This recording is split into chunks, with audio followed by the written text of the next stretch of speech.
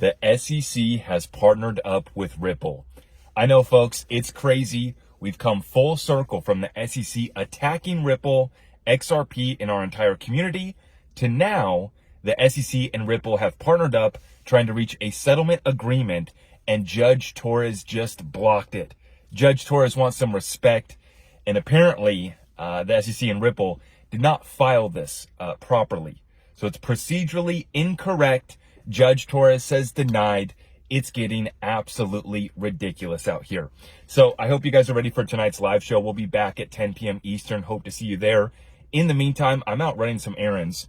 Speaking of getting ridiculous, folks, I just went down a slippery, very slippery slope. I gave in and let our family get our first pet. Now, I've had dogs and cats and all that before. But for me, my wife, and my children, no pets. We've just been busy with the children, right? I finally gave in. You know, they've been wanting a dog. They've been wanting chickens. We finally gave in. We're starting small with a little fishy fish. So we got them a little betta fish. We've named the fish Pinky, bright fluorescent pink fish, cute little guy. And we're trying to figure out how to, tame the algae in the tank and all that. Guys, this is ridiculous. I'm supposed to be, conducting some business out here. And here I am in the PetSmart parking lot. I had to come get a plant so that we could keep that tank clean. And somehow I come for just one plant, and I end up leaving with a snail and 2 shrimp. I don't know how it works, but apparently snails, shrimp, they keep the algae cut down.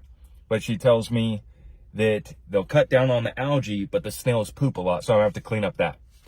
I don't know, guys. It's absolutely ridiculous. I was at Lowe's. I picked up a new curtain rod, came by PetSmart, and all of the while here, we have the SEC literally partnering up with Ripple, now going to have to refile under Rule 60 to get this settlement agreement through.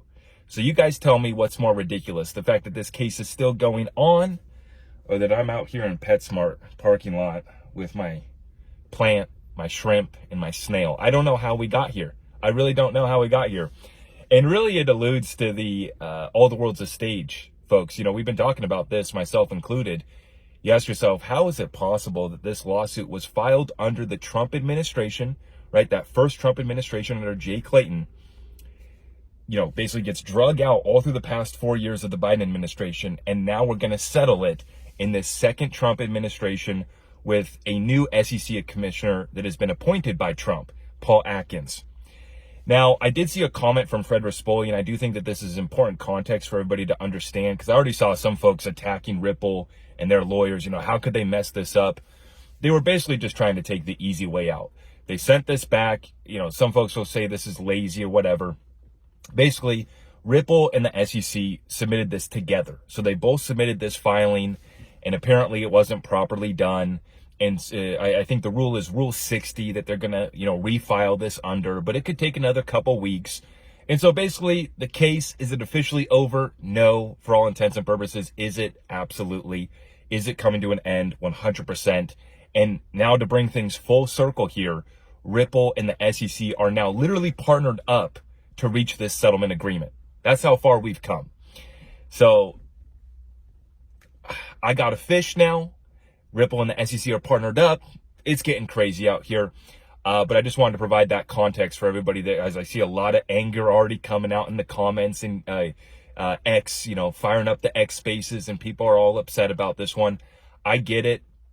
And, this is not a big deal. Judge Torres basically just, wants a little respect. She says, hey, I've already done this. You guys want me to make this, make this one extra step for you guys. You need to at least file it properly. And so she's making them do all the work, and it's not going to be much.